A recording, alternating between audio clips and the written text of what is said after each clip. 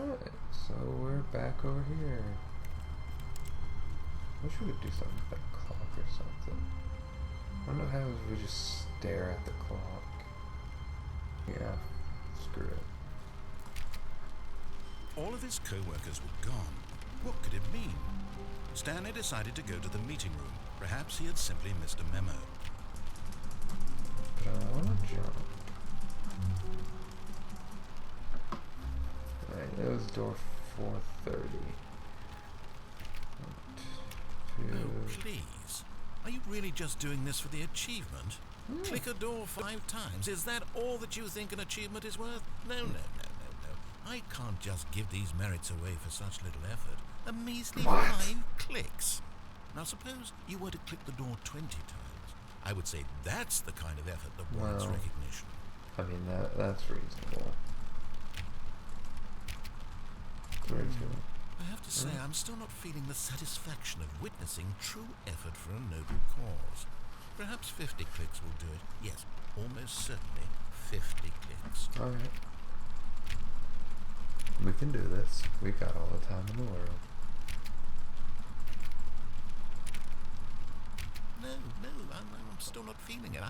I want this achievement to have meant something. It has to be a true reward for valiant effort. I want to see some hustle, Stanley. I want to see commitment, a willingness to go all the way, no matter what the cost.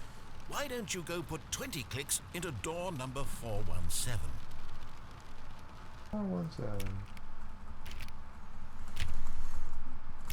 Oh, great. Now, go click a few times on door 437.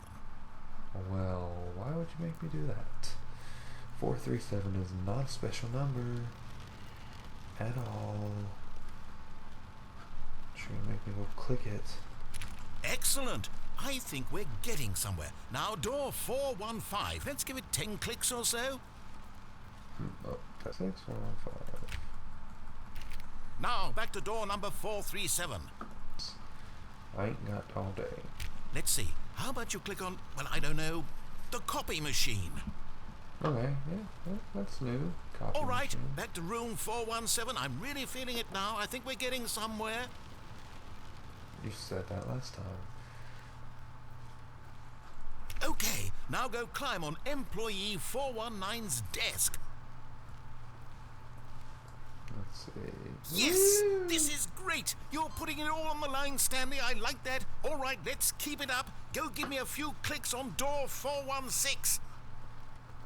416.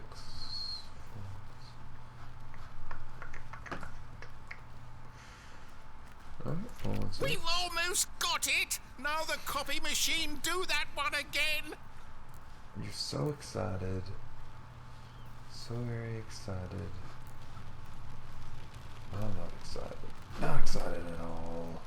Why would you make me click this? Finish it off, Stanley! 5 clicks on door 430! 1, 2, 3, 4, 5. Yes! We did it! Yay! Oh, wow. That felt amazing.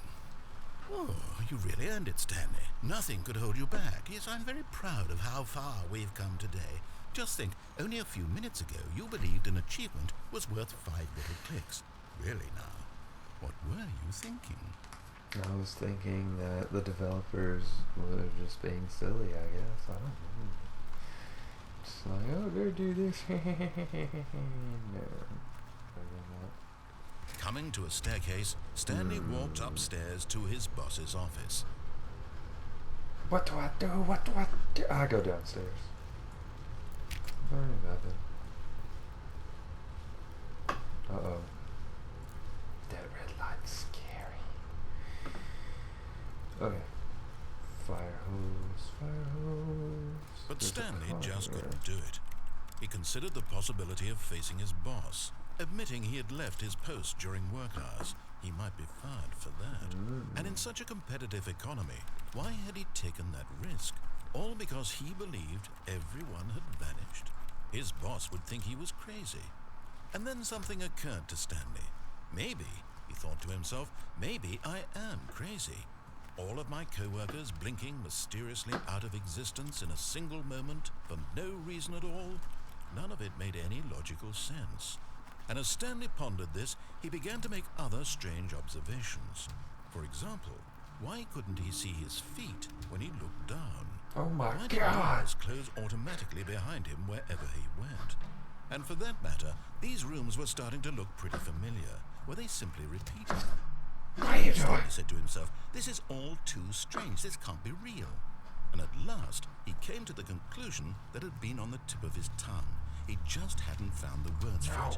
I'm dreaming, he yelled. This is all a dream. Oh, Get me in the car. relief, Get me in the car. to have finally found an answer, an explanation. His co-workers weren't actually gone. He wasn't going to lose his job. He wasn't crazy after all. Oh, He okay. thought to himself, I suppose I'll wake up soon. I'll have to go back to my boring real-life job pushing buttons. I may as well enjoy this while I'm still lucid. So, he imagined himself flying and began to gently float above the ground. Then he imagined himself soaring through space on a magical starfield, and it too appeared. It was so much fun, and Stanley marveled that he had still not woken up. How was he remaining so lucid? And then perhaps the strangest question of them all entered Stanley's head. One he was amazed he hadn't asked himself sooner. Why is there a voice in my head dictating everything that I'm doing and thinking? Now the voice was describing itself being considered by Stanley, who found it particularly strange. I'm dreaming about a voice describing me, thinking about how it's describing my thoughts, he thought. And while he thought it all very odd and wondered if this voice spoke to all people in their dreams, the truth was that, of course, this was not a dream. How could it be? Was Stanley simply deceiving himself, believing that if he's asleep, he doesn't have to take responsibility for himself? Stanley is as awake right now as he's ever been in his life. Now, hearing the voice speak was a shock to Stanley. After all, he knew for certain, beyond a doubt, that this was in fact a dream. Did the voice not see him float and make the magical stars just a moment ago? How else would the voice explain all that? This voice was a part of himself too. Surely, if he could just... He would prove it. He would prove that he was in control, that this was a dream. Yeah. So he closed his eyes gently, and he invited himself to wake up. He felt the cool weight of the blanket on his skin, the press of the mattress on his back, the fresh air of a world outside this one. Let me wake up, he thought to himself. Let's wake up. I'm through with this dream. I wish it to be over. Let me go back to my job. Let me continue pushing the buttons. Please, it's all I want. I want my apartment, and my wife, and my job. All I want is my life exactly the way it's always been. My life is normal. I am normal. Everything will be fine. I am okay.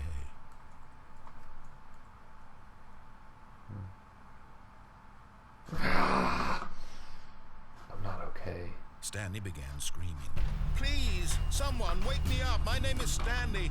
I have a boss. I have an office. I am real. Please, just someone tell me I am real. I must be real. I must be. Can anyone hear my voice? Where am I?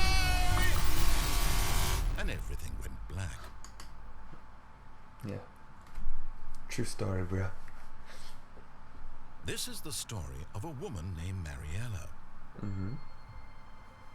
Mariella woke up on a day like any other. She arose, got dressed, gathered her belongings, and walked to her place of work. But on this particular day, her walk was interrupted by the body of a man who had stumbled through town talking and screaming to himself, and then collapsed dead on the sidewalk. And although she would soon turn to go call for an ambulance, for just a few brief moments, she considered the strange man. He was obviously crazy. This much she knew. Everyone knows what crazy people look like. And in that moment, she thought to herself how lucky she was to be normal. I am sane. I am in control of my mind. I know what is real and what isn't. It was comforting to think this, and in a certain way, seeing this man made her feel better. But then she remembered the meeting she had scheduled for that day. the very important people whose impressions of her would affect her career, and by extension, the rest of her life. She had no time for this, so it was only a moment that she stood there, staring down at the body. And then she turned and ran.